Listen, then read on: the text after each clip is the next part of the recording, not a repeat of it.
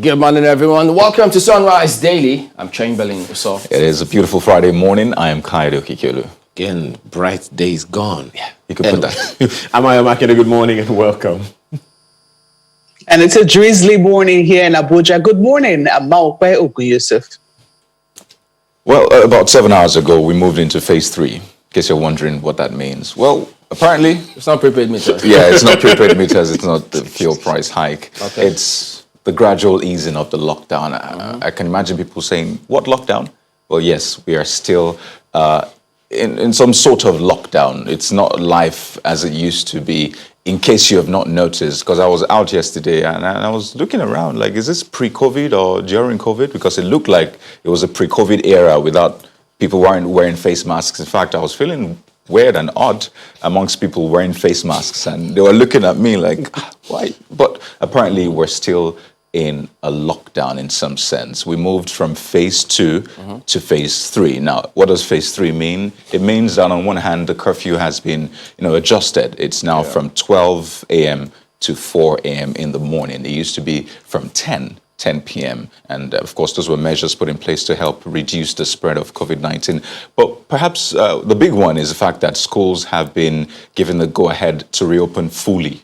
Recall that we started with the safe reopening of schools, students in exit classes writing their graduation examinations resumed first, and they've been writing examinations. But now the PTF, in fact, the federal government has given the go-ahead. But then the condition is there has to be a risk assessment across states. So if states conduct their risk assessment and they think it is right to open schools, then they can go ahead. So yet again, the federal government is saying, well, the ball is not just in our court. We need to work together on this. So the states have to now go out across schools and conduct a risk assessment. If it's not safe to reopen schools fully, no point doing that. Another one is, of course, the big one.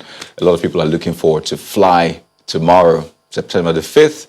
And in fact, just to give people a sense of that, the PTF briefing was held at the airport, just to tell people that, well, the airports are ready for Lagos and Abuja for people to fly. Someone was telling me this morning he's looking forward to flying, and well, there you go. We're not entirely sure how many destinations, especially top destinations, you can go to right now. But I think it's instructive to tell people that we're still in a lockdown. Yes, phase 3, but we're still in a lockdown, and this is not the time to let down our guards. At the risk of sounding like a broken record, wear your face mask, stay safe, wash your hands, use your hand sanitizers. I mean, that's the least you can do, really. So it is important to know that the battle is not over just yet. And the fact that the battle is not over means that we still have recorded cases of COVID-19, on a daily basis, even though far reduced, but it still happens. And I'm talking about flying. It's not every airline that the PTF COVID-19 says is okay to fly. There is a list of airlines that are permitted, and of course you might want to check them out on your own after the program, or even now, just tap your keypad to get that. But talking about whether or not schools, what phases of the lockdown we are, well, schools have been given the go-ahead to reopen, but that of course underscores the importance of what the state governments need to do to ensure the risk assessments. The schools already have those forms prepared, that 52-page document prepared by the Federal Ministry of Education. Of course, that form expectedly will form part of the basis upon which whether or not they can open their schools, hoping that the states and, of course, the authorities, various authorities at the federal and state levels will be able to comply with that one. The markets, up until yesterday, still have their own phases because they don't open every day at the markets, at least some markets. I don't know about the one that you go to. They open every other day. Hitherto, whether or not that's been lifted now, I don't recall hearing that when the briefing was done yesterday. Well, the PTF COVID-19 took a tour of the airport yesterday to assess whether or not we are ready at Abuja. Of course, only Abuja and Lagos airports can do that for now. That means that you still have to take a trip to either of these two airports if you intend to fly outside of Nigeria, or you're coming into Nigeria. It's one of those 2 airports that you have to go through. Of course, those regulations are still there. The certification of whether or not you qualify, you can't take a test today and in a few hours, you say you are ready. Say it's about 96 hours before you are able to fly. Those things are still there. So if you have to fly, you need to find out all those information that is necessary, especially as regards this next phase that we're in. Okay. Well, ease of lockdown is certainly welcome. I'm sure, I mean, listening to the PTF chairman yesterday, he was talking about how people all over the world, it's not just in Nigeria, are tired, they're sick and tired of COVID-19, and they cannot wait for it to just completely leave the face of the earth. And, and I'm totally with him on that one. However, I sincerely wish that, we had a research team in place to be able to explain to us precisely what has happened here in Nigeria. Is it that, many more Nigerians have developed immunity to this virus? That's the reason why we're seeing constantly low figures now being declared. What precisely is the situation here? Is it that the strain of the virus that had affected us was not as severe as the one that affected other parts of the world? I know that these things do take time. However, it would be worth our time to actually to know some of what has happened, because now we're opening our borders and we're going to be flying out of the country. And in some of the countries that, some countries thankfully have barred us from coming into their country. And some of those countries have indeed recorded high, significant rates of mortality. And in some instances, they are afraid of a second wave. Look at what's happened in South Korea, where they had been initially praised for their handling of the virus. We saw the second wave came and, was about to do damage there as well. Look at what's happening in Europe, where France seems to be a threat of some sort to the United Kingdom, and they're mulling whether or not there will be another lockdown, and they're saying, no, we can't afford this. All those questions are there. And I think that the questions are very important to say what precisely is happening there that has affected them so badly that we seem to have survived to a large extent, showing some very good resistance. So it will be very important if we're able to bring out some of those things, because now we're about to open our international borders and people are looking forward to traveling, to mingling. If we're able to sift that out, then I think it makes it safer rather than, if we have dealt safely with one strain of the virus and we know that these viruses mutate, with time, it will be very, very helpful so that we don't bring in, say, a more dangerous form of the virus in the process of moving around the world. But it's definitely very welcome to see an ease of lockdown. I'm sure a lot of parents are relieved, even though they will still be very cautious about sending their children to school. For some people that I have spoken to, they have said, well, my child is not going anywhere until next year. Some people who also intend to fly out say, no, we're going to wait until next year, because some of the climes where people intend to fly to, it's going to be the winter season. Autumn is coming in nicely, and, the cold is going to set in, and people are not very certain what will happen with the coronavirus and, winter, what effect the seasons will have on that particular virus. So I think it's very good to see these things, but we need to approach it with some cautiousness. We shouldn't take our good luck, I don't want to call it anything else, our good fortune for granted. And, jeopardize what it is that the gains we have already made, despite the effect of this coronavirus pandemic. So, gentlemen, third phase of lockdown, all well and good. I still do not understand the curfew, though. I'm at a loss as to why we have a curfew between 12 and 4. What is happening every other time that shouldn't happen between 12 and 4? I'm lost to that. I think it's time we totally lifted all time restrictions and let people move when they will and where they will. The virus is going to spread during the day. Is it at night that it isn't going to spread? I don't know. But certainly it's good to see that we have more and more ease of the lockdown. But as I said, let's approach it with some caution, with some cautious optimism. Gentlemen. Well, yeah, but first of all, look, that lockdown, it doesn't, the curfew, it doesn't affect those non-essential services. So that, everybody, they don't just go and clamp everybody together. They said that time and again. And then secondly, they did say amusement parks can indeed open, but must operate at 50% capacity. I wonder how that happens at amusement parks. But don't forget, the clubs are not open yet. So perhaps they don't want people sneaking into places by midnight. So just so that they know. But then, just as you guys have raised, look, the strain, I don't know how we're going to manage that so that we don't have another strain mixed with what we have here. It mutates, and I don't know, just wondering how we'll handle all of this as we progress. But we're hoping for the best as always. All right, let's go ahead and take a look at the dailies. We'll start with Nigerian Tribune this morning, and they are focusing on the fuel price hike. And look at what they lead with. Hike in petrol price. Pressure on Senate to convene. FG says increase inevitable.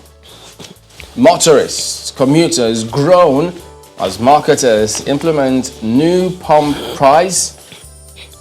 Nigerians are helpless. Labor unions, CSOs should take lead. Kokori, we must pay right price to attract investment. Abiodun. Now you hear discordant tunes, and then looking for who's going to lead. Well, history. So what happened? Don't worry, we'll come to that as we move on. Then you see FGOK's reopening of NYSC orientation camps. Been waiting for that for a while now. Schools to reopen. Curfew now 12 a.m. to 4 a.m. Bans, Lufthansa, KLM, Air France. You get to see that in some of the other dailies as well as we progress. So, okay. Well, Amatakun is already swinging into action. They've arrested 3 suspected kidnappers in Ondo. Look at the back page. Messi considers U-turn over Barca exit. Oh dear. It's only be the first time, really. So. First time he's considering a U-turn. Well, first time there's been a lot of chatter about him maybe leaving, and then he comes out to say, well, I'm staying. So. Are you sure he's not going to get ownership or part ownership of Barca? He deserves that, right? Because I don't remember him anywhere else. Okay, there you go. That's Tribune today. Well, take a look at the Guardian newspaper. Airlines demand open borders as flights begin. NCAA NAMA notify operators of September the 5th resumption. By the way, that's tomorrow. FG unveils approved airlines COVID-19 guidelines for passengers. You see more of that definitely across other dailies. It starts on the front page, continues on page 6 of the Guardian newspaper this morning. And right under that, you see that story. NLC TUC plan total strike against fuel price hike. There you have it. More knocks for government over new tariffs. Senators plan protest emergency session. I'm not sure I've seen legislators protest with placards, so maybe this will be a first. Senators plan protests. But maybe e-protest. Well, okay, well, you might want to find out more details on that. You see, palliative, in parentheses there, turns sour as disposable income weakens. And then FG says, we're no longer fixing petrol price. But there's still a lot of questions around that, really. It's one statement that is not quite absolute for a lot of people, but we'll definitely delve into that. More details on page 6. But this one, lockdowns claim 1.8 trillion naira as Nigeria suffers 3 straight quarterly losses. Now that 1.8 trillion naira is not just in the air. This is monies from individuals, companies. I mean, these monies have human faces, you know, thousands, if not millions, actually. I remember we had that conversation, Chamberlain, if you would recall also, during when the lockdown began. I think it was in March. We invited an economist who gave us the cost of the lockdown. He analyzed the cost of the lockdown to us, and he said that we may not even feel it until the 3rd and 4th quarters. Maybe this is where we're just getting to. And we're in the 4th quarter, so God help us. Well, a couple of other stories. I'll let you do the picking this morning, but that's the Guardian. Well, the News Direct this morning toes the same line as the Guardian newspaper about flights. International flight resumption. FG bars Air France, Etihad Airways, others from operating in Nigeria. Well, you may want to find out why that is. The story is on page 2. Approves full reopening of schools and NYSC camps. Relaxes curfew. But then, don't forget, we're still on some sort of lockdown. Because not all businesses are open yet. This one on page 2, Federal High Court stops termination of Intel's contract. And there's that one, Senator pass bill against cybercrime. What happened to the prevailing one? Find that story on page 3 of the newspaper this morning. Right above the nameplate, EFCC arrests woman for 3 million naira fake EFCC job. That story is on page 9. COVID-19, zero oil plan critical to Nigeria's economy. Subscribe to Awolowo. Find out the details of that on page 16 of the paper this morning. The back page has sports and so many that you can choose from. That's News Direct this morning. Well, let's quickly look at Leadership Friday for you. It's a magazine front they have, but the story is very serious. International flight resumption. Federal government bars Air France, Lufthansa, 3 others. That's on the front page. Clears British Airways, Emirates, others. So just in case you're wondering, about that list of airlines cleared to fly, you'll find it inside the Leadership this morning. 2,360 passengers to take off from Lagos, Abuja airports. Aminu Kano, Port Harcourt to join later. And FAN activate safety measures at terminals. PMB extends PTF's mandate till December. Oh dear. I don't know if they're happy about that, but you'll be wondering, well, they have a mandate to December. It's not so far away again. Schools, NYSC camps to prepare for reopening. That's also there. Nationwide curfew. Now 12 midnight. Things that transpired at the PTF briefing yesterday on the front page of Leadership Friday for you. Look there, just beneath the nameplate. COVID-19 tax relief to remain till 2021. That's according to governors. Organized private sector slams new electricity tariffs. It's on page 15 of the paper. And somebody 64. It is the chairman of the PTF task team, secretary to the government of the Federation, PMB extols boss. All right, take a look at the next one. Vanguard newspaper today. Insecurity. Bandits operate for 12 hours. Raid bank. Kill 23. Wow. Don't know if you've seen those videos making the rounds about the shooting and how, it was just, oh dear, you just wonder. 12 hours, the daily report here. 6 killed in Kagara, Rafi local government area. 17 others cut down at Duku, Magama local government area.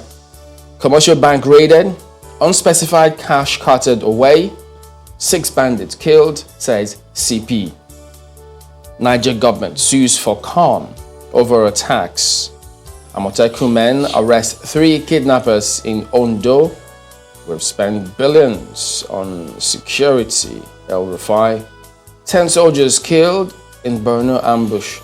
So they just lump all that up to give you, a picture of the security situation in some parts of the country, as they have highlighted here today. So we'll be looking for some updates on what's been done from the CPs and the likes. So, but at the bottom strip, there's a bit of politics here. Obasiki's 1.5 billion naira loan bid for vote buying, APC alleges. Allegation is campaign of calumny. Edo government group party Lord Oba of Benin over peace deal. So remember, INEC has held several peace meetings with several political parties previously, and at the end of the day, there are questions as to the efficacy of some of those. But now that you've seen this one as well, you're just hoping that they'll put their money where their mouth is this time around, because the key players were in that meeting with the Oba of Benin. So TUC, Action Aid, others reject new fuel price as petrol stations adjust pump. Maybe you might add immediately, because that's what played out. Look at the back page. Messi now to stay at Barcelona. Dad. So Ramos warns him to go about Baka exit in best way. Want him to stay. Is that double speak? Go about it in the best way. Want you to stay. Told you they have to give him shares. Will they? Iheanacho has better goal per minute ratio than Vardy. That's ascribed to experts. So it's all there for you. That's Vanguard today. Well, next up is Daily Trust, and the focus is on security. Soldiers, insurgents killed, Borno councils deserted. Nobody in Guzamala Abadam Mate, that's coming from the speaker. Zulum urges Boko Haram fighters to surrender. 290 Dar es Salaam terrorists snapped. I think it was about last week or thereabouts that, they were in the news yet again. I'm worried that this is growing. But the good thing is, at least the security agencies seem to be on top of it. And you see that sad one from Niger. Bandits kill 17 vigilantes in Niger State, really. We talk about COVID, the fuel price hike, electricity hike, but then security is clearly also a major concern. But you see the pictures on the front page, talks about the fuel prices across filling stations in Lagos and Abuja. The lowest I see here is 160 naira per litre. Interestingly, I bought it for 158 naira per litre. I wasn't so lucky. Oh, really? How much did you buy? 162 naira per litre. Okay, something to rejoice over, at least 3 naira difference. And you see that one, FGOK's full reopening of schools, NYC camps. And, this one, we talked about it yesterday, and there's an update. Farmers worried as government approves maize importation. It's on page 7. It's quite not clear because, from the CBN and the customs, we're not quite sure what that directive is. But we know that the president has ordered that, I think, 30,000 or 20,000 300,000 tons. No, I don't think it's 300,000. Oh, okay. That would be huge. 30,000 right. tons. But here I am adding an extra zero, right? The poultry farmers here. But when that story broke out that the president released that 30,000 tons yesterday, the question that came to my mind was, what happened to the anchor borrowers? Big questions right there. But that's the Daily Trust for you this morning. Daily Times newspaper has this one, how cashless policy suffocates Nigerians. If you are wondering how, check out that chart on the front page of the paper this morning.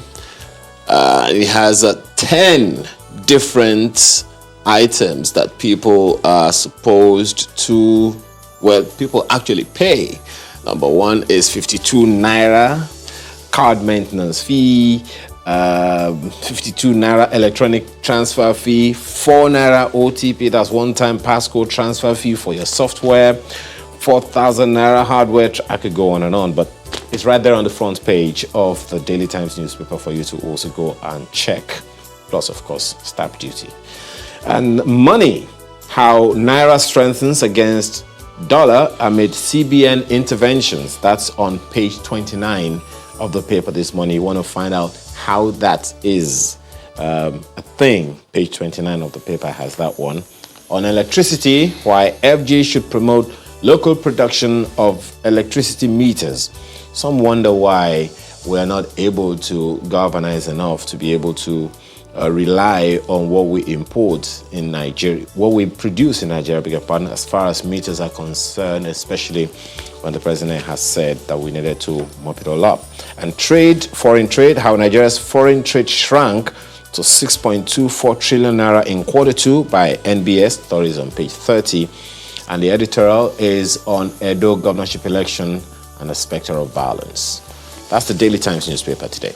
All right, so that also ends a look at some of the dailies here today. We're back in a moment. Don't go away yet.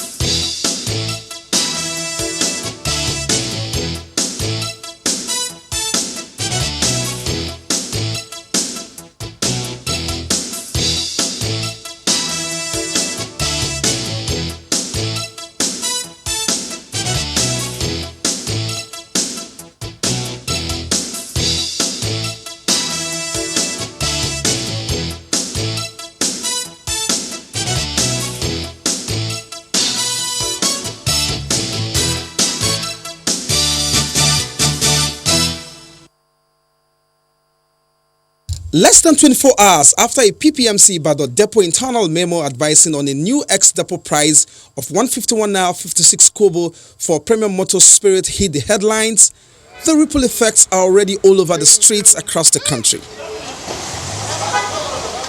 At the nation's capital, the pill is rather too bitter to swallow, as captured from the reactions of the first callers at the petrol stations. From 148 naira some hours ago, meters have been adjusted to 161 naira per litre in Kaduna State. Most of the filling stations has also followed, further laying to rest any doubts as to how market fundamentals move very fast. It's unbearable. The situation is terrible. In Niger State, the new price is already biting deep into the pockets of consumers who lamented the price difference. This situation perhaps has prompted the DPR warning against sharp practices and arbitral changes. There's a bit of a cheering news in Abia State. While the adjustment has been made to the pump price, transportation fare has not been increased. But the buyers are not happy either way with the new rate of 164 naira to the litre. I cannot even fathom it. As you wake up one morning and there's increase. Yeah, I just bought 164 naira per litre. Will the prices ever go down seem to be the question bugging the minds of consumers. Unfortunately, this is not likely in the immediate, and here are some explanations. Fundamentally, fuel pump price will now be a reflection of market realities like crude oil price, dollar rates, summer and winter periods, freights, landing costs, and many more. Finding a lower margin of sales will be a function of efficiency, low crude production cost, which is being pursued vigorously by the GMD and MPC, in-country refining capacity, fighting pipeline thieves and vandals, among other factors. Or Nigeria may have to completely switch to gas. Olu Phillips, Channels Television News.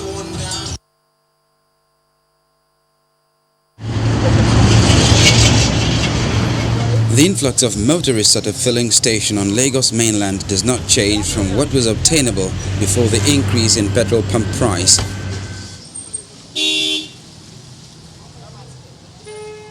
The price here is 162 naira per litre, an upward difference of 11 naira, which is a reflection of an increase in the ex-depot price of 151 naira 56 kobo, announced by the Pipelines and Product Marketing Company PPMC. This reality does not go down well with motorists. A lot of Nigerians are going through terrible time at this time. A lot of people have lost their jobs. Those who are working, they have pay cuts. A lot of businesses are struggling to survive. And to think that the government will visit us with an increase in fuel price, not to talk of that, there's also an increase in PHN tariff. This is not just the time. It is so wrong. From mainland Lagos to Lagos Island, prices at the pump vary depending on the marketer. For instance, a litre of petrol is dispensed at a cost of between 159 and 162 naira in places visited, including the NNPC retail outlet in Ikoyi. Unlike the previous reactions, this consumer is neither surprised nor disturbed by the new price. I'd rather not go back to the days of 2012, 2014 that all of us will be lining up here with kegs and be buying at 600 naira per litre. I'd rather not go there. We had our money then, we couldn't get the products to buy. The same thought is shared by the Lagos State Chairman of the Nigeria Union of Petroleum and Natural Gas Workers. As long as we are importing the refined products and we have deregulated the sector, we will find ourselves. In fact, this may not be the end of it. The Petroleum Products Pricing Regulatory Agency had earlier in the year removed the PMS price cap and introduced the implementation of a market-based pricing regime, essentially signaling the beginning of a deregulated downstream petroleum sector.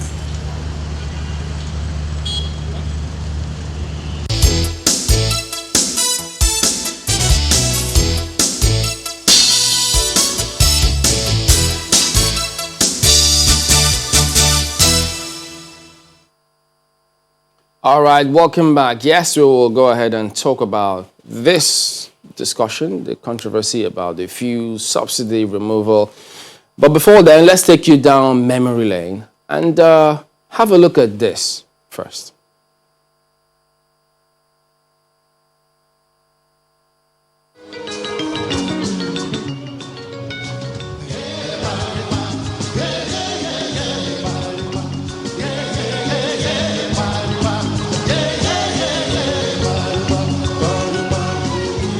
Whether they remove the subsidy or not, we will still be in problem. If they remove subsidy, they will share the money. They have already shared it before collecting it.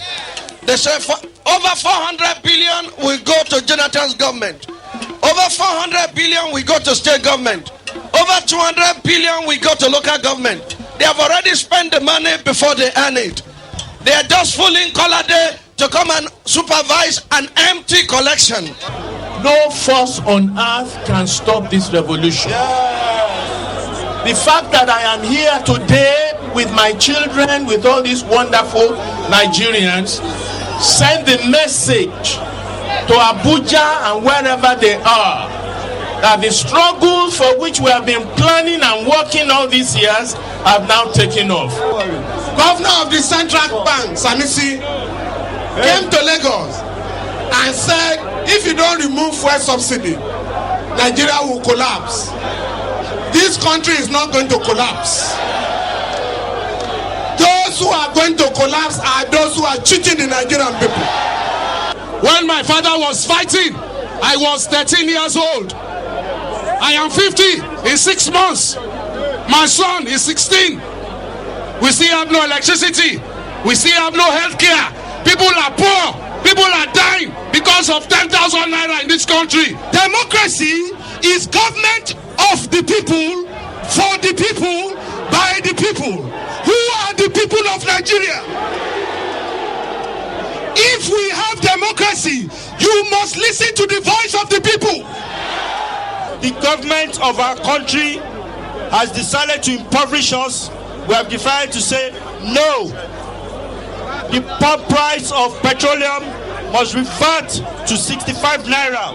Yes, under pressure, under pressure, under pressure, under pressure, under pressure, under pressure. Well, yesterday, the Minister of State for Petroleum Resources did talk to the country about fuel subsidy removal. Take a look. Against the background that this country can not at this time continue to afford this subsidy, spending over a trillion on subsidy every year, we decided that it was time to deregulate. What that meant was that government stood back from the business of importing and supplying product at the pump. We are no longer fixing prices. That is what deregulation means. We are no longer in the business of fixing those prices. We have stepped back and we are allowing market forces to determine the price at the pump. If you noticed, when the crude oil price went down earlier in the year, it reflected at the pump. And today, if crude oil prices go down, it will reflect at the pump. But when crude oil prices go up, then it will also reflect at the pump. So we've gotten players in that industry to just talk to us this morning, and you as well, about their impressions of the current fuel subsidy removal. So we've got two of them joining us today on the program. Comrade Festus Osifo is the president of Pengasen. He joins us from Akwa Ibom State. And then we also have Dr. Billy Gillis-Harry, who is the National President, Petroleum Product Retail Outlets Association of Nigeria. Good morning, and thank you for joining us as well. Let me start with you, Comrade Osifo, about this removal. So, what kind of thoughts went into it? Because one imagines that they would have spoken to stakeholders like your group, yourselves, informing you of what was going on and why they needed to take these steps. Talk to us about it. Did that happen, and what was said?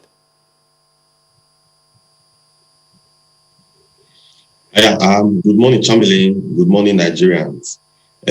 Practically, the fuel subsidy removal, or rather the increment in fuel that was just noticed recently, for us in the organized labor, we think that a proper consultation wasn't done. We think clearly that this is not even the right time to have done things like this. You know, this is the era we are battling with the global pandemic. This is the era where the real wage of workers has diminished. This is the era where we are entering into recession.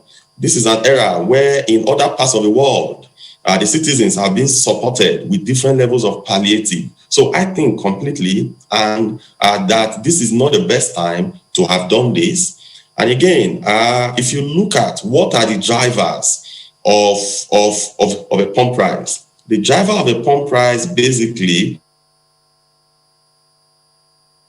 is your currency exchange. Today, what has necessitated this today is not actually because of the fact that the product price is increasing internationally. The crude oil price relatively in the last 6 months has been relatively hovering between $40 per barrel or to around $45 per barrel, at least the last 3 months precisely. So, but what has necessitated this is actually devaluation. Today, we could observe that in the last 3 months that we've had devaluation up to 25%. So when you devalue your currency, then government did it deliberately in order to make for the government to have more money. So now the government is having more money, having done the devaluation, they are now passing the burden to us because the petroleum all over the world is refined. It's not refined in Nigeria, it is refined abroad. Refining this petroleum product abroad, everything is priced in dollar. Both the cost of crude oil, both the labor cost, and all of that cost that goes into it is priced in USD. So by the time you now bring it to Nigeria, you are not asking us to pay in Naira, in a Naira that is devalued. So by the time you factor in the 25% of the Naira that was devalued, you are now going to have pay more. So that is why today they are asking the consumers to pay more. So the question that we have asked is this. For me, I think this is a double jeopardy, and for us, this is actually not the best time. If, as a government, you have devalued your currency and you are making 25% excess on top of your currency, which is fine. You have more money to pay workers, you have more money to meet your Naira need. It's fine. But again, you are now telling us that the landing cost has increased in Naira, not necessarily in dollars. And you are also passing that to the bulk of the Nigerian citizens. I think actually this is a double jeopardy, and all stakeholders need to engage the government properly. Right. Well, we'll come back to get some clarification on some of the issues that you raised in a moment. But Dr. Gilles-Harry, tell us, what role does your union play in this entire thing? Well, good morning, Chamberlain. I think that this is a very, very good opportunity to to share with Nigerians the frustration of petroleum retail outlet owners and the retail outlets themselves. The retail outlets, as you know, is the most critical in the petroleum distribution chain. We are the last mile, and we are the most critical because without us, there is actually nothing, that will happen from crude oil exploration down to this point. Your question is simple. Were you consulted? The answer is no. We were not consulted. And we have written severally to the federal government through the minister, to the PPRA, to the GMD, to the MD of PPMC, that is important to engage the real sector players. the real sector players will be Moman, IPMAN, DAPMAN, Petron, and relevant labor organizations. We have written severally that there is a need for a stakeholder meeting to review this. The government on itself cannot sit back on an armchair economic projections and put pricing that is going to affect the majority of Nigerians very adversely. Now, yesterday, you bought product at 145 naira. Today, you are going to buy product at the retailer at the ex-depot price for 147 naira 67 kobo. Tell me, how is the marketer going to sell to get his return on investment? Minimum he will put it will be about 160, 162, or even 170. Who is going to bear the brunt? The Nigerian people. The Nigerian people are just like the labor leader just said, are already having problem because their pockets are crushed. They do Dr. not Harry, have the deep pocket to... Let me just ask you the Yes. question on everybody's lips. They wonder, why is it that, when these prices, when they announce the hike, it reflects immediately in almost all the petrol stations, but when it's supposed to be lower, it takes way longer than when the prices go higher. What happens? Why does that happen like that? It's a simple case of a businessman's need and hunger for profit. If petroleum prices were reduced, today, of course, the man who bought the product from the ex-depot price at say 138.30, as it was just a few hours ago, will certainly not sell below his buying price. So he has to try as much as he can to sell off as much as possible before he can buy, and which is justifiable in business. But if the prices go up, because it is instant, for instance, yesterday, prior to yesterday, the information was that we are going to buy product at 151 naira 65 kobo. And most of us have already gone to the bank to start making negotiations for that kind of loan. Now, yesterday in Port Harcourt, the refinery, we got the reprieve that the product is going to be sold at 147.67. And then luckily in Mosime, the same thing. I tried to get Suleja and the rest of the depots also to know what they bought between yesterday and today. But obviously, it looks like now the price is now flat at 147.67. Now, why is that so? If this man now has to go back and look for additional 9 or 10 naira per liter to buy, say, a tanker of 30,000 liters, that is additional 300,000 naira. The banks will charge. He's going to get the money somehow. So he must always, if he's selling at a loss, then he can never buy petroleum product again to sell back at the retail outlet. So it's important that as Nigerians, we need to know that my members, and we're hundreds of thousands across the country, will always want to serve Nigeria in the best of our ability. One of the ways we can do that is by understanding exactly the price mechanism that the PPROA, the PPMC, and the NNPC compute their prices. If at this time they are not able to take us into confidence to let us know this is what we're doing, this is how we want to do it, and then share market intelligence and information with us, it will not, be right. And I can tell you to get to a point where retail outlet owners will say, sorry, we don't have money to buy petroleum products. So we are no longer interested in doing this business. Right, Dr. Gillis-Harry, you have said that you weren't exactly consulted, and we're still going to come to what you may have suggested if you were indeed consulted. But let's go back to Comrade Osifo, because I remember he was talking about timing, and the question now is, will the timing have been right in 2012 when this was introduced? Because there's been a lot of debate about when is the right time, when is not the right time. So, for example, in 2012 when it was introduced, will that timing have been right? Well, I will tell you point blank that... Comrade Osifo, actually, Dr. Gillis-Harry, just a moment, we'll come to you two on that. Okay, I mean, I could remember the issues in 2012. I could remember the push from the Nigerian Labour Congress and the TUC. And in that 2012, what they were asking was that, okay, you want to remove fuel subsidy. You cannot remove fuel subsidy in the backdrop of the fact that we are importing this petroleum product. If you want to remove fuel subsidy, what are you doing about your local refineries?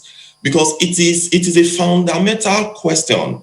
Today, when you refine a product abroad, you will realize that all the inputs that goes into it are dollarized. The cost of labor is a significant part of the cost of production of the fuel, for example. So now, if you refine it abroad, you are going to pay in dollars. Then you will now bring it to Nigeria, you will now multiply by the exchange rate, and you get the landing cost. But if our refineries were working, we could have reduced this cost significantly because the cost of labor is priced in Naira. So when you price the cost of labor in Naira, then the logistics cost is also reduced significantly. Then with that, you are going to have the landing cost will be relatively lower. So in 2012, yes, there were a lot of fundamentals that were taken into cognizance by the government. And part of those fundamentals were, okay, you want to remove this. What are the efforts you are making to make our refineries work? The questions we have asked is today, and it's in the lips of Nigerians. Why are refineries not working? These are not rocket science. The technology that will make this refinery work are out there.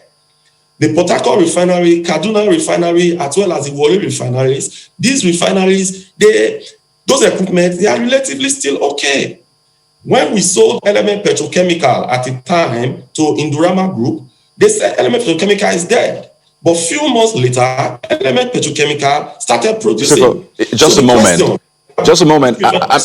I'm just trying to, get clarity based on the question I asked earlier. In terms of timing, 2012 and now, which is the right time? Yeah, 2012, the time was not also right. Because before the timing will be right, there are some certain parameters that must be met. Those parameters that you talk about, have they been met? Pardon me. Have those parameters been met now? No, they have not. So in other words... And those parameters I was alluding to earlier. Okay, please go ahead. Parameters such as making the refineries work, parameters such as putting palliative in place for the workers. And even now, I even think, in my view, that the timing today is even more problematic compared to even 2012, because we are just battling with pandemic. I could tell you that a lot of households today, their real income has diminished. I could tell you a lot of businesses have been shut down since March. I could tell you that today Nigerians are facing hardship. So even in 2012, I believe that 2012 was even a bit more better than the way it is today, because the pandemic has ravaged the average household in Nigeria. You saw the last figures that came out from the National Bureau of Statistics about our GDP. We are actually in negative GDP. By the next quarter, we could be seriously in recession. So this is not the right time to have done this. Okay. Well, Dr. Gillis-Harry, let me ask you this. There was something you said earlier that caught my attention, and that's the fact that you've been, speaking with the authorities to bring your body into confidence and involve you in the entire, pricing spectrum thing. What are those things, those indices that you think, if considered, could bring the prices a little lower than what we have now? What are those things that your body is interested in to ensure that at least things are done better to favor everyone, your body and Nigerians? Well, first of all, it's not even about a lowering of price. It will be about a righting of price. When price is right, you give adequate information to the buying public. It is the size of the pocket of the ordinary Nigerian that should be considered when most things are being done. because you do not expect somebody who is farming from Abeokuta, farming in the suburbs, in the villages that lives in Abeokuta, to trek down to his farm and then come back. He must have to use a truck or something to be able to be highly productive. So what will be required in the dialogue will be absolute truth, transparency, and information sharing.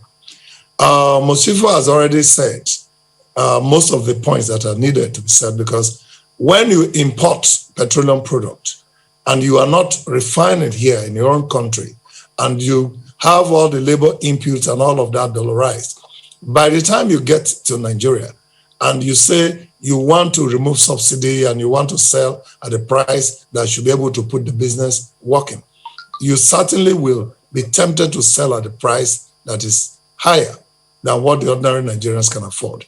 And just like the case today, you bought products yesterday at 145, 146, 148 in the market. Today, the ex-depot price is 147.67. How much will the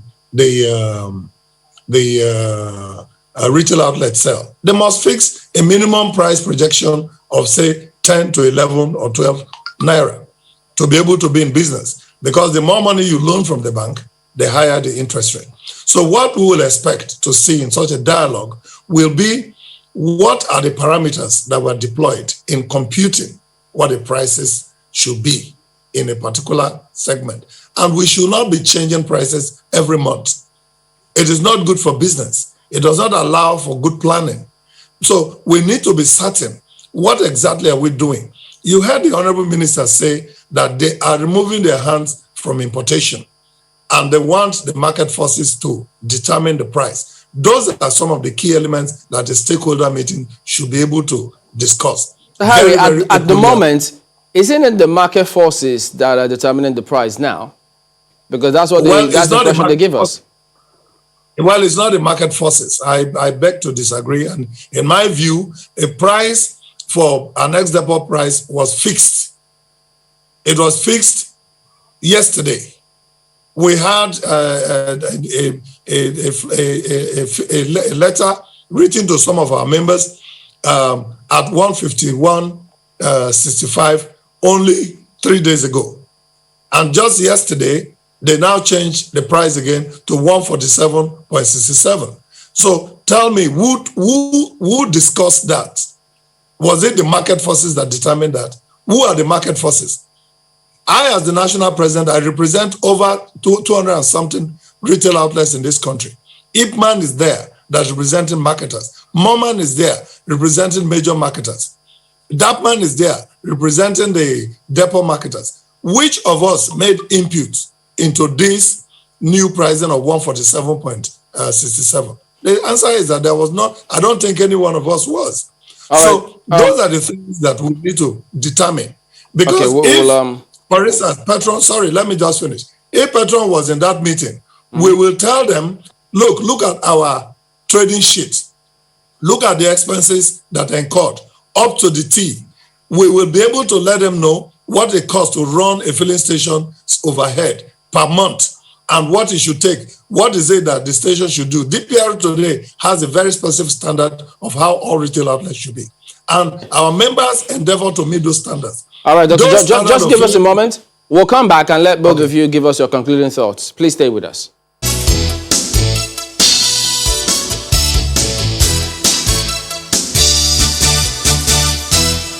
Okay, Joel, gentlemen, it's our closing moments, but just still a couple of issues to clarify. Well, comrade, so what would you be doing next? What should the next steps be? How should we approach this? Because from what you heard about government, they say, look, it is the market forces. And when they told that line, you could expect that they appear to say it has come to stay.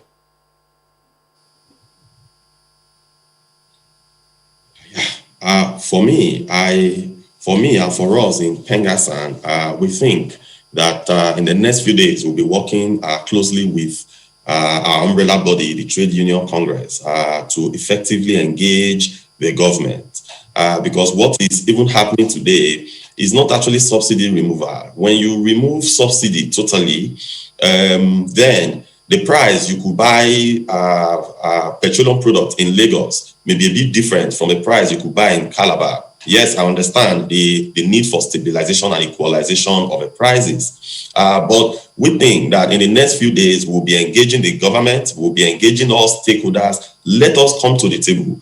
Let's bring all the facts to the table. What are the points? How did you arrive at this cost? And moving forward, what is going to be the trend? Not a situation whereby marketers, the consumers wake up on a daily basis and you keep seeing increments in prices.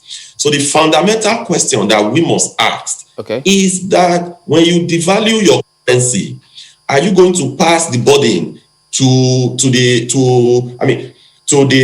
citizens? Yes, the burden was already passed by inflation, because if you go to the market today, Chamberlain, you will realize that the average cost of goods in the market has gone up. So if that has happened, and now government, you have made more money, and again, you are now also passing the buck to the consumers. So the question we have asked is that in other parts of the world, as of today, government is bringing all sorts of palliative to encourage businesses. They are bringing all sorts of incentives. Let me just follow up on something you said previously. Are you suggesting that if we really do have deregulation the way it should function, there will be no need for the equalization fund? I know if we have deregulation, yes, there could be need for equalization fund because you don't want your citizens staying in Maiduguri to suffer adversely. There will be need for equalization fund, but a full deregulation, you allow the market forces to drive the cost, to be the driver. So the demand and supply will balance what the eventual cost will be. Okay, speaking about local refining capacity, when Dangote refinery kicks in, what impact will it have on the scheme of things?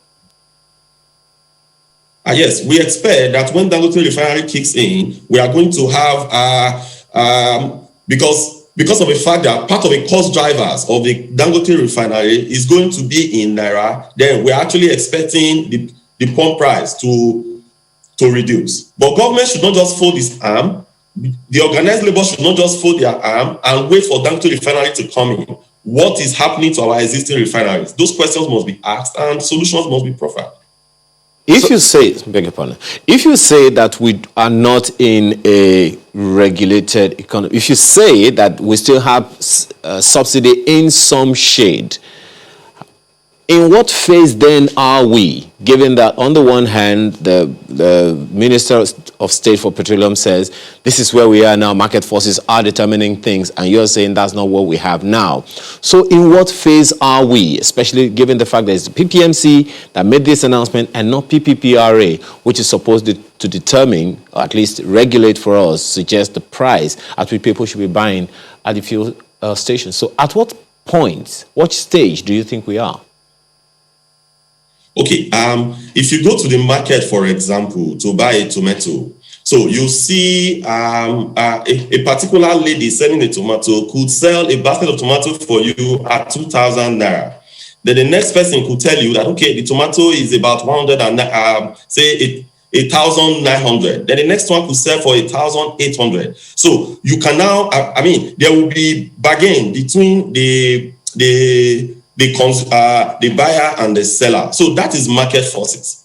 But in this case, we still have the price being fixed. So the fact that the price is being fixed, so there is a kind of semi-regulation at the end of the day. Because if you leave it open, what that means is that if Total, if OVH, or for example, if Eternal, if they import fuel, they can go and source for fuel at a reduced price, then import, then they will sell at the value at a price depending on the cost of importation. So then if NMPC import at 12, they could also sell at a value with a little margin added on it. But today, when you fix price all across, then it's still a semi-regulated environment. regulated environment. Okay, well, let's go to Dr. Gilly Harris, because clearly this issue of subsidy to regulation has been one thorny one. But then something else the Minister of State for Petroleum Resources talked about is the future. So he says, well, yes, petrol prices are high right now, but then there are plans to switch to LPG. And I'm thinking, on one hand, what do you know about that? Because I know that if cars will have to run on LPG, then there has to be a lot of conversion and all that. So really, is that a short-term thing, a mid-term thing, or a long-term thing? Well, we did listen to the Honorable Minister when he spoke about that. And we looked at also the technology and the conversions that will be involved. Again, you look at the buying power of the Nigerian right now today, and you ask yourself whether that is something that is easily feasible. Well, the LPG gas is also sold by most of our members at their retail outlets, so it also gets back to us. Now, this is where the government must always try to get it right, and I use the word "must" deliberately because the government is there to serve Nigerians. It's not Nigerians to serve the government. So it's very critical that whatever that must benefit the Nigerian public should be brought to their knowledge through dialogue and stakeholder values. We've heard Sifo say some of the things that are very critical. But let me quickly say this. We heard about deregulation almost 4 months ago. And we say that what we're seeing now is subsidy removal and deregulation. We also think that these are things that affect the ordinary Nigerians. So it's very critical that we must have a very transparent, honest discussion on this to look at all the variables, the inputs that should determine what the pricing and whatever that should be made known to the ordinary Nigerian. And we should not deliberately be fixing prices, because it seems to me like the government today is operating from a private sector businessman's mind that is not seen. And that is very, very critical to address, because as marketers, every marketer can come together to form a pool of money to start importing product. But we have to have access to Forex. We have to have understanding of how these policies are going to be made to be statutes, because the regulation by itself is not just a wave of the hand policy. It is something that was entrenched in the statutes, in the laws of Nigeria. So we need to get back and undo them in such a way that the Nigerian public should benefit. And I do believe the president is listening to Nigerians union. Okay, then we'll have to let it go at that point. Dr. Obili Gillis Harry and Comrade Festus Osifo, thank you both for talking to us today. Thank you. All right, so now we switch to another matter entirely, the question concerning Southern Kaduna, the efforts that are in place, the need to have peace reign, if not forever, in that area. We do have Reverend Dr. Yakubu Pam, who is the Executive Secretary of the Nigeria Christian Pilgrims Commission, joining us from Abuja. Good morning, and thank you for joining us today. Well, we understand that you are playing some sort of mediation role in that area to ensure that peace reigns. So tell us about that. What is going on at the moment with your role now? Well, thank you, my dear brother, and I greet everybody, our viewers.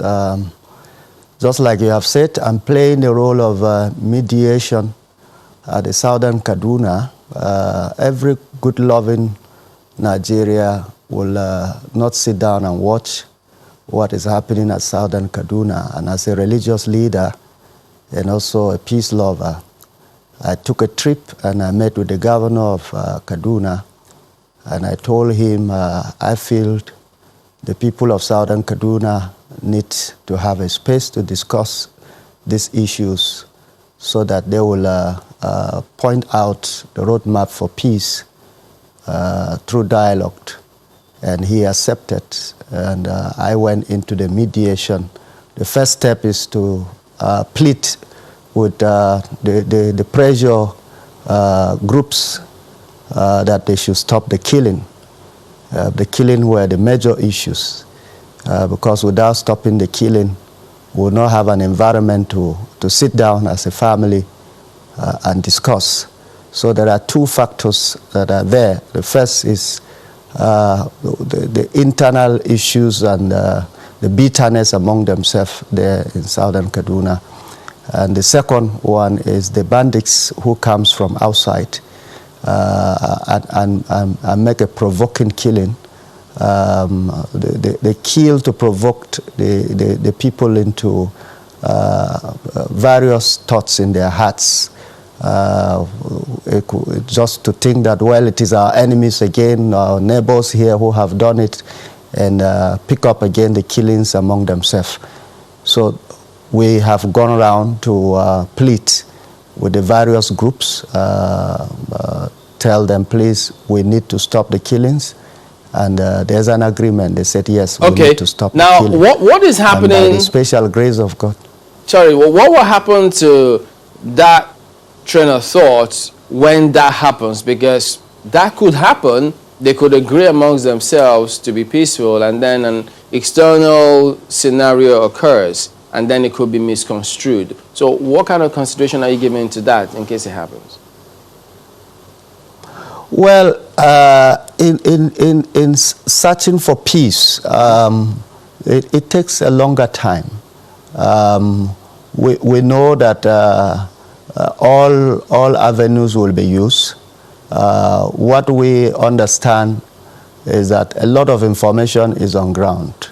A lot of revelations are still unveiling. And we must use different methods in getting information. And I think our intelligence body need to rise up to the occasion. We have some local intelligence that are very, very useful, that we need to use the local people to get a lot of information. Some of them are scared.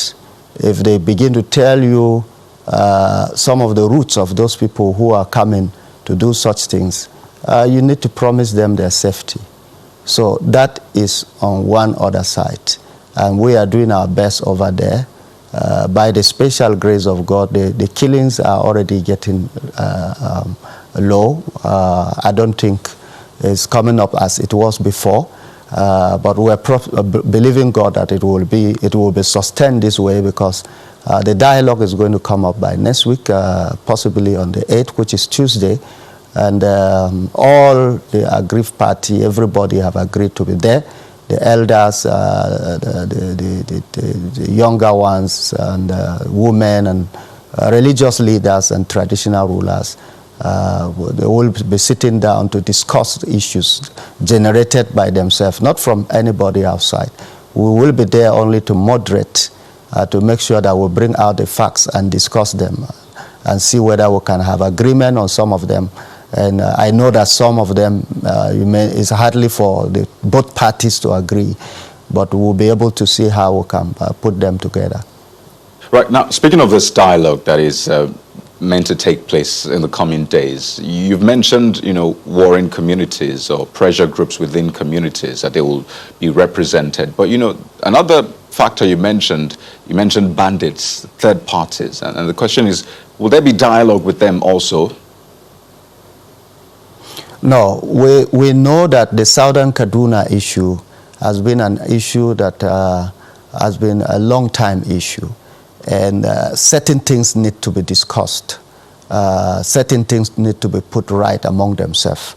But the bandits is what we are also talking to our security agencies, and there are local intelligence that gives information.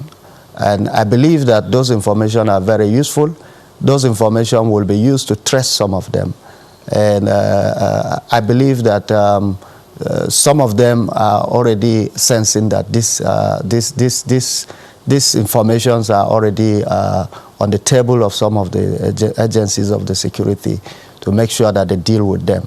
But this is not what the people will be discussing. But they will be discussing various issues that have torn them apart, various issues that have brought a line of division, various issues that, before these bandits come into place, most of the time they use the people, the locals. No visitor just come out and succeed without using one or two people. And if all of these are put together and we're able to have that synergy of understanding, I don't think the bandits will also have the clear roadmap to be able to go into such an environment and do what they will do.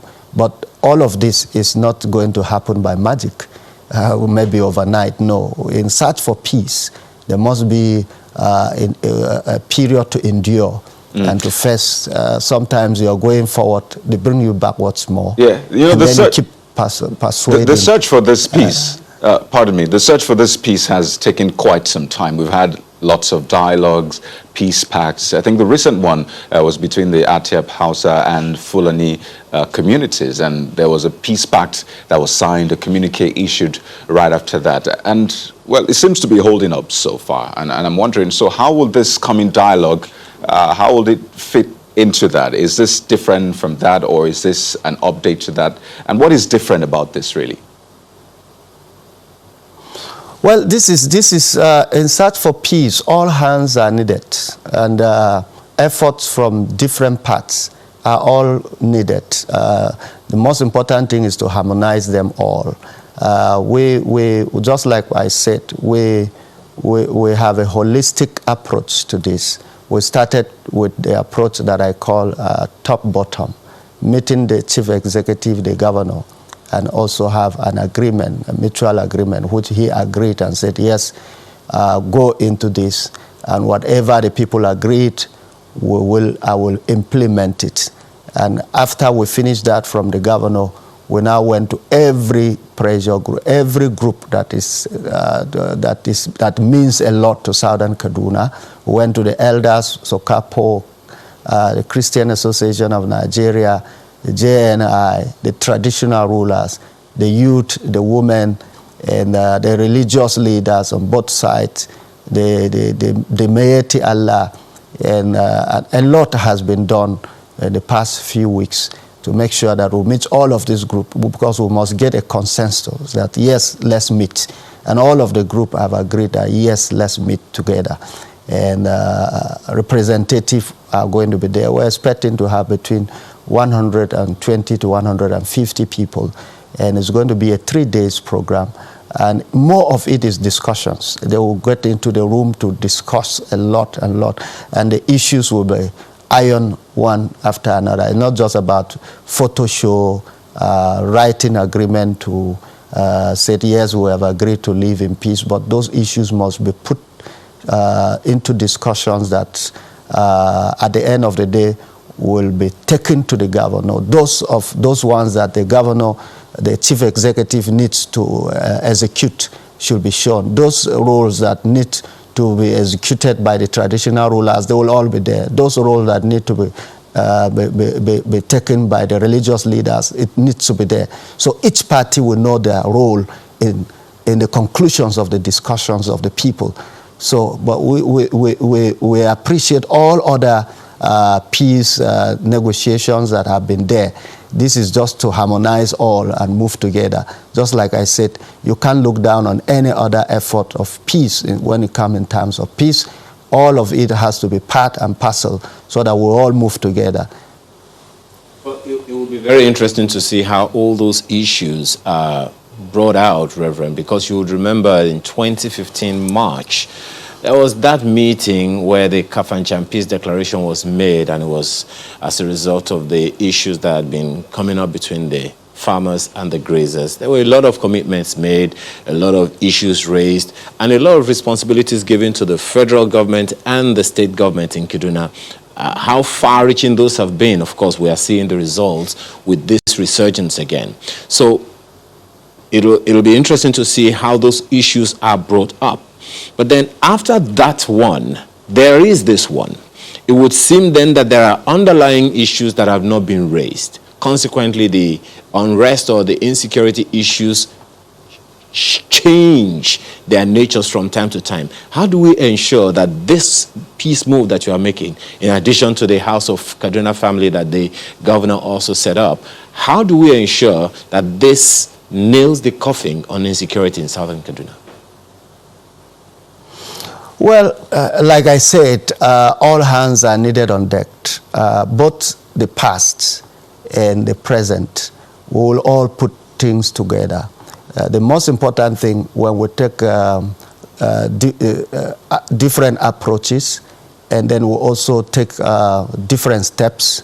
The steps we are taking is not just to conclude it in the discussion. When we finish the discussion, there are also steps to move forward. The steps to move forward is to push these responsibilities that are meant for different authorities to handle, whether executive, whether traditional rulers, whether religious leaders and all the rest. We will make sure we supervise. We will make sure that we take it to the end. While we are doing that, another steps that we're going to take again is to make sure that we start building relationship of communication. We have done this in Plateau State, where we sit down with the farmers and the headers together for 3 days, and we start building relationship. Each of them, they don't used to communicate before. They start communicating on issues. When there are fresh things coming up, they communicate among themselves. The most important thing in this kind of thing is communication. If there is a communication, you'll be able to know that, okay, your other colleague would tell you that, look, another thing has happened, or our youth in our own part have done this. We have talked with them, or your youth have come to our place and did this. So this communication synergy has to be going on among them. Well, the executive are also playing their role in making sure what the people have agreed, they are implementing it. And also the traditional rulers are also playing their role in making sure that what the people have agreed, they are implementing it. And the people themselves are working on this communication. Because communication after the dialogue is very key, is key. Exactly. However, most of the time, it's one thing for people to sign these documents. You said 120 or thereabout people are being expected at that meeting. Getting that information, getting that agreement to percolate down to those who will not be at that meeting and who still have very strong connection to those things that are historical might be tough. Is that also being factored in to ensure that this doesn't recur? Yeah, we believe that the people coming are people of influence over the people. For instance, we have elders who have influence over their people. The day I went to plead with the elders of Southern Kaduna, and for instance, General Lokot Zamani, who came out and said the killings must stop. When he said it, it settles a lot. We must stop the killing so that we have an environment to discuss. So if we have such people in such a discussion, when they go back home, they are still in control of a lot of people. The same thing, the Mieti Allah have to also be in control. Not only the Mieti Allah, the Ardos, because I respect the traditional authorities of each of our culture. They have control over their people. And the youth too, which are going to be part of the discussions, they should have control over their own. So we expect that each person or each group will still continue to control their people even after the dialogue. But as I said, we are not doing a magic so that no one expects a magic. Sometimes when we're in search of peace, the devil also comes with his own. And something could still happen. Well, on a final note, if I can just squeeze this in, pardon me. Now, Amnesty International reports that about 1,126 people have been killed from January to June as a result of, the attacks in the region. And I recall the Vice President saying prosecution is key. So how are you factoring that into this peace process, this dialogue? Will there also be prosecution? Yes, it has to be. Those are some of the recommendations. What we don't want to say from the outside as mediators is we don't want to raise the issues ourselves. We want the people to raise the issues. We want the people to say, yes, this is the problem here, this is the problem. And of course, that is going to be the pathway to help this issue of crisis to be nailed for real. If we do not put justice into it, whoever have done whatever has to be held accountable. Even it means going to jail, go to jail. All of those has to be part of it. But like I said, we are not the one to raise issues. They are going into an inner discussion with themselves. We only moderate and bring out the issues, and definitely that will be in the forefront of the discussions. All right then, Reverend Dr. Yakubu Pam, thank you very much indeed, and we wish you all the best with your task. Thank you. All right, well, back in a moment. Don't go away.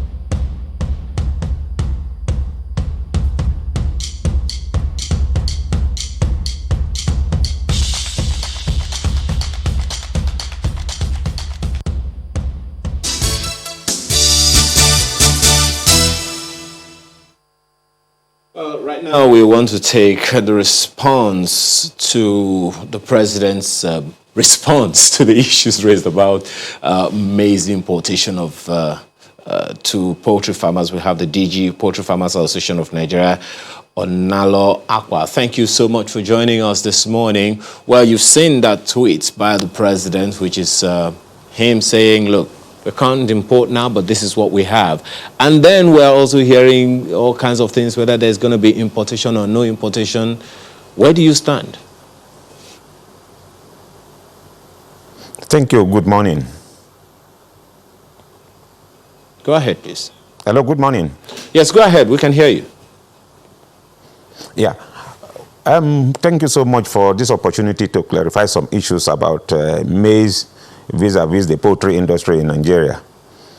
Yeah, there have been a lot of issues about maize and its importation into the country, which is not the subject matter or the focus of the Poultry Association of Nigeria.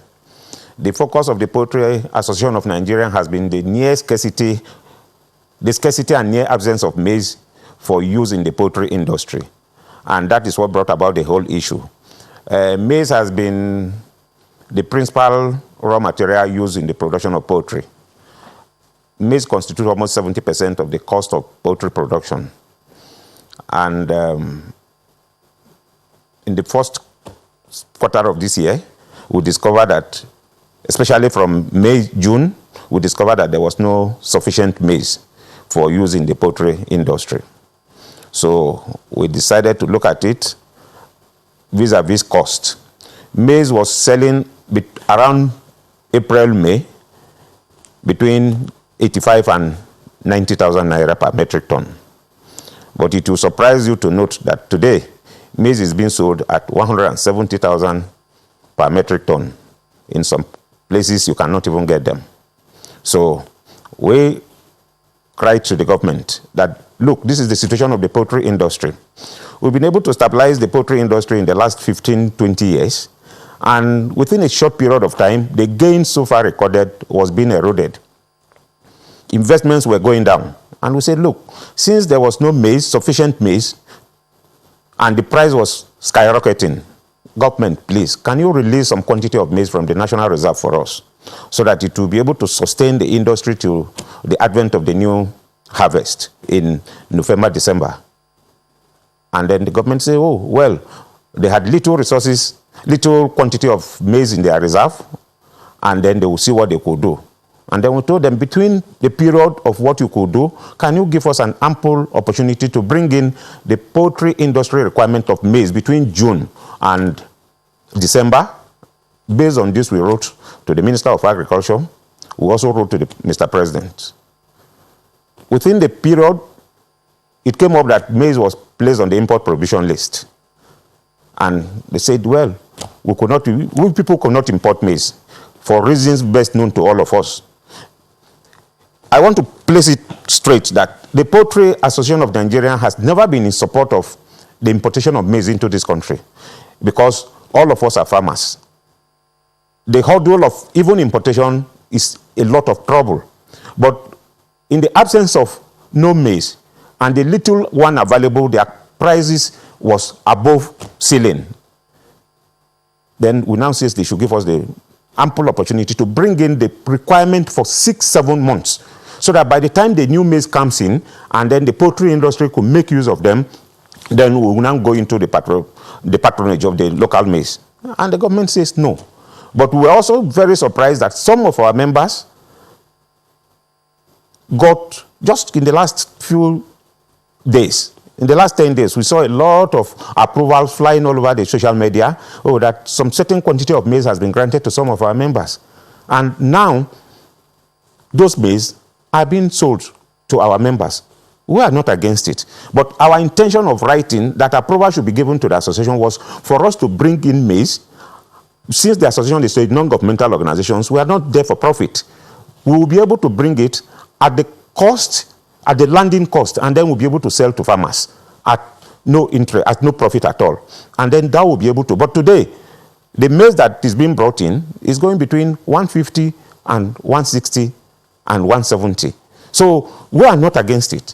And we were not for importation. But in the absence of no maize, and then the little one available, the prices, every poultry farmer is operating at red.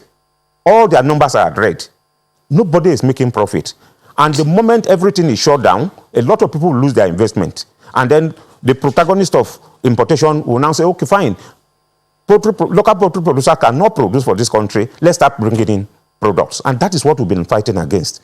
And so far, the government has been very, very generous. As of yesterday, by 4 p.m., I got an approval of 5,000 metric tons of maize being released from the strategic grain reserve for the association. As little as it is, we'll be able to give it to especially the local farmers at the state's level, and then the big producers will be able to contend with whatever they are able to get from those Mr. Abba, just one moment. If you kindly clear, to bring in. If you could kindly clear the air. You just said that your association got approval of 5,000 metric tons, but what the president announced is 30,000 metric tons. Could you educate us? I think that is very important for me to make a clarification. By yesterday, I received not less than 300 calls saying that Mr. President tweeted that he has released 30,000 metric tons to the poultry industry. And I was so glad and was so happy. I had to follow this up to the Federal Ministry of Agriculture. First, I started by calling the Director of Strategic Grain Reserve, and he told me, no, what was approved was 5,000 metric tons. And I said, okay, fine, this is the new news trending. Mr. President has tweeted, and it's all over the news. So I was coming for the 30,000 metric tons allocation. So I drove to his office, and he showed me an approval of 5,000 metric tons. And I said, fine, can you give me the award letter for this 5,000 metric tons so that I will be able to now say, okay, there is a confusion between what the president tweeted and what has been given to us. And I will tell you that I come to this studio with that approval letter of 5,000 metric tons to the association. So if the president actually tweeted as we've understood he has tweeted, then we'll go back to the ministry and then request for the balance of the 25,000 metric tons. So that is what it is, sir. Well, we would really love to see that letter, just to be clear, what this is about, because the president clearly tweeted 30,000 and we all saw it. But then, the Minister of Agriculture spoke about 5,000 metric tons. So we'd really love to see, that letter. But you know what? Now that we have 5,000 at least, we're sure of that 5,000. the question now is, how long will that last, poultry farmers? Because I understand that the need, what you need per month is even maybe more than that. So how significant is this release for you? Yeah, thank you so much for this question. We need to clarify some things. The poultry industry at the moment, at our production capacities, need an average of 4.2 to 4.5 million metric tons of maize on annual basis. 5,000 metric tons have just been released to the association, and I will bet you that even one of our strong members, the Olofa who spoke yesterday, that's the chairman of Yamfi Farm, Nigerian Limited in Ilemona in Kwara State. I'll tell you that 5,000 metric tons is not sufficient for his farm alone for 3 months. Then we haven't spoken of the big feed millers like the Premier Feeds, the Olam Feeds, Grand Cereals, Animal Care. These are guys that produces an average of, collectively, what they produces for a whole year is between 5 to 6 million metric tons of feeds. And 60 to 70% of the requirement for this feed is maize. So 5,000 metric tons is just like a drop of water in an ocean. But we are very appreciative to government. Of the little quantity they say they have, they've been able to graciously release, approve 5,000 metric tons for us. We'll go back to them and then work out the logistics of how our members can leave this one from them. We are very gracious to government. Well, just looking at the scale of what is left is, mind-boggling. But you know what? Clearly, there's a shortfall and there's a need. You just said it's a drop in an ocean. So there's still a huge need. I know that we produce locally, and then there's a call for importing also. And you said also earlier on that, you know what, if this goes on like this, the proponents for importing will say, yes, let's import since we can't meet our needs locally. So approval has been given, according to reports, for 4 companies to import maize into the country. How will that affect, because I know there's a need, so that might meet the need, but also people that have invested locally might lose their investment. So how do we really go about this? Yeah, the approval given to the 4 companies has been circulated all over. I will tell you is for 225,000 metric tons. These 225,000 metric tons will be able to cushion the devastating effect we are currently having. But I will tell you that these 225 metric tons can hardly do for the next 1 month.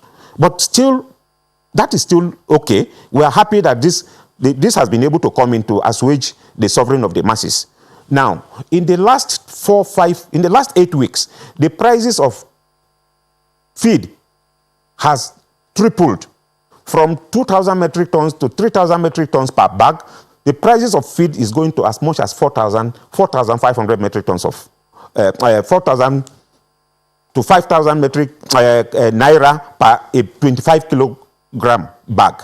Now, what it means is that the big guys that have large operations cannot completely shut down. But I will tell you, without mentioning any fact, that most of the small farms are shutting down now because it becomes inevitable for them, very, very difficult for them to feed their birds, and they are unable to generate income that will sustain the farm.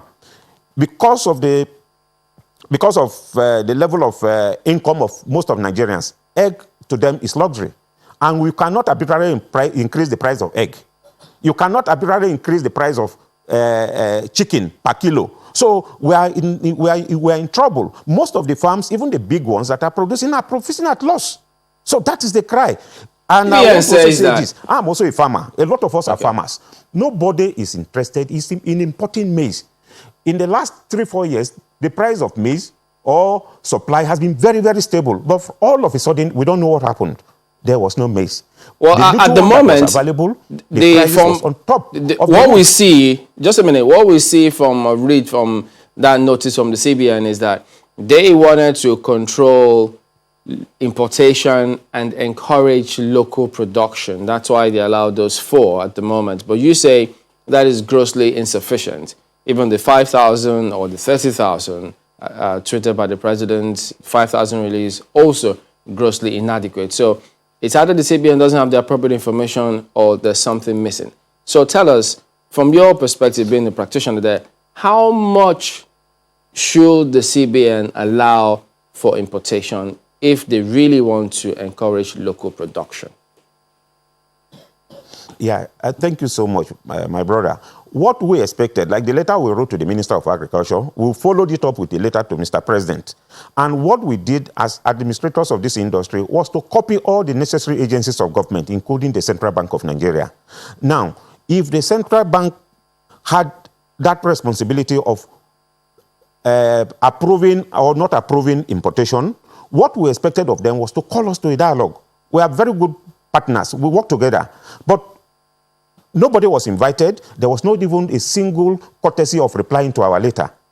And that is why we are saying, if we had been invited onto a roundtable discussion, we will now say, okay, fine, we need 4.5 million metric tons on an annual basis. Let's appropriate it by 12. Then we'll now look at the remaining months of the year left for us to use this.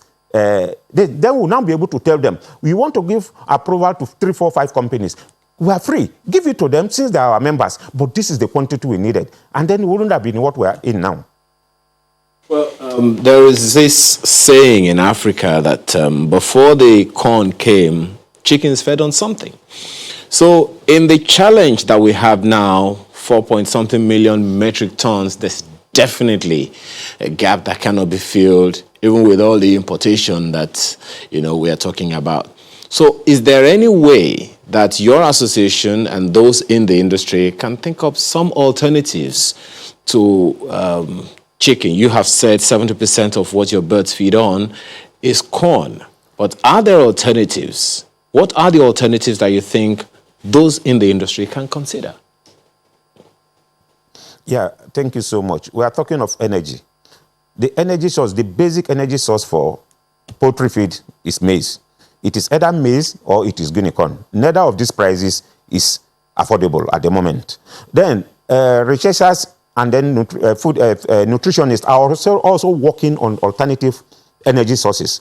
But the level of inclusion into the poultry feed is very, very limited. People work on cassava chips. Cassava is also very expensive at the moment. Now, cassava chip has limited inclusion rate.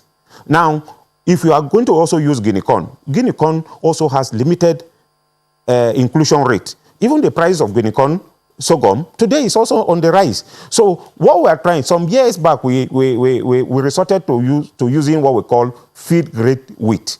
But the same feed-grade wheat is also being imported into this country. So researches are ongoing by the Agri-Research Institutes, by Raw Material Research and Development Council, and we are in working collaboration with them to see how alternative sources of other energies could be provided. But I'll also tell you this, Nigeria has a very good, favorable agroecological climate. Our land is fertile for maize. So what we need to do is that most of these maize that we are talking of 11, 12 million metric tons being produced on an annual basis in this country are from family farms. So we need to do a lot of investment into commercial agriculture where you can produce maize on a large scale, produce soya on a large scale. Today we are talking about maize.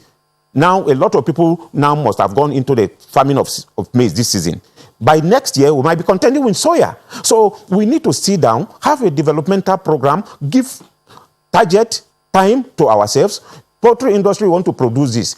What is going to be your maize and soya bean requirement? Then the people in the crop sector who could come together and form a synergy. Part of the problem we are having is individualism.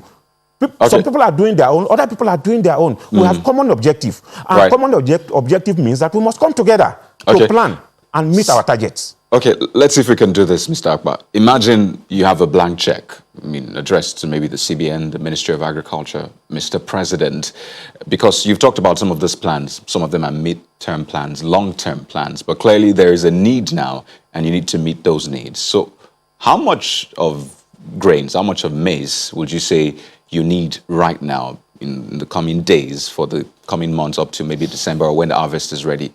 If you had a blank check, what would it be? Oh, I will be very glad to see that the Twitter of Mr. President releasing 30,000 metric tons of maize to us is achievable. Then we'll go back to government and say, give us a letter of approval for the remaining 25,000 metric tons. Then 30,000 metric tons with what some of our members have brought in through the importation, then we'll be able to manage until the new maize comes out in December. And then by December, January, we'll be able to have the needed moisture that we'll be able to use this, because it's not only the maize coming out. The maize has to dry to a certain moisture content that you can use it in the production of poultry feed. All right, then. So we'll be hoping for the best on these matters, because, I mean, yesterday while we focused on it, the president tweeted, so clearly he's interested to see that this is sorted. Well, we'll be looking to see what next and how we can come to a solution. We have to thank you for talking to us today, Mr. Onalu Akpa, DG Poultry Farmers Association of Nigeria. Thank you so much. All right, then. So maybe you could take this as a poll question, if you can get the answer. Remember, Ayo just said the African proverb, before maize came, chickens fed on something. If you can tell us, what did they feed on? You might be in for something. So tell us. We'll be back in a moment. Chamberlain's got something for you. Welcome back. Let's take a look at some comments coming from you. Badon Joshua says from 30,000 to 5,000 metric tons from federal reserves. Where is the remaining 25,000? Well, it says, we hope we don't hear stories afterwards. That's all.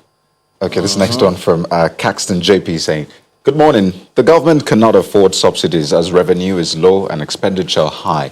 The rails, mass transport, and LPG used for mass transit buses need to be deepened and fast to cushion the effect. Hopefully, Dangote and Boa and Edo refineries will also help once they're up. Deregulation and subsidy removal, very key. That's how GMD begins. But it should be done with a sincerity of purpose and processes. First, get the refineries working at optimum performance as a first step towards achieving the intent. And Emilite says, how come pump prices only change at the beginning of the month? If it indeed is dependent on the price of crude oil, when crude oil prices fluctuate erratically on a daily basis? That's a question from Emilite. And then we've got this one. It says, we better tell ourselves the truth. We don't have the money to run Nigeria on subsidies. Bold actions to remove subsidies on rice, fertilizer, now petrol, and power, battery, is good for private investors in these productive sectors of economy. This is the freedom our economy needs. That's what, 46M? I can't seem to see the name here. Well, that's what it says. Well, recall that Chamberlain asked that question. Yeah. That Ayo asked. And apparently there's been some replies on Twitter. Shedrack Fubara, by the way, in case you missed that question, it's yeah. What was it again? The proverb? Before chickens, before the advent of corns, chicken fed on something. What did they feed on? So that's your question now, is what did they feed on? Yeah. So, take a look. I don't even know if the elders know it, but let's Well, Shedrack Fubara said they fed on worms. What's the sauce? What's your sauce? We need to know your sauce. No, we want to know your sauce if you have to do that. Oh, goodness. This is a way of saying, well, is it an ancestor? Okay. We need to be sure. You know, speaking of ancestors, Original Samuel says, before corn, chickens fed on, and then he ends by saying, wait, I'm coming, let me go ask an elder. So we're waiting for your response. Not a bad answer. You need to find out, but until you can give us that answer. How they say in the page, have you that before? So you know. Okay, so there you go. Oh, that is the show today. We thank you all for watching. We'll see you next week. I'm Chamberlain. So I'm glad we're ending on a light note. I'm Kayode Okikule. Well, that's our one more thing for today. Yeah. Amayo Makere, have a wonderful day, and please keep safe. Well, we do see lots of your feedback this morning, but I have to acknowledge this one from Babafemi Olabi. Hopefully, we will take some more next week, or shall I say, they will take some more next week. Amma Okweogu Yusuf, see you online. Bye-bye. Oh, dear.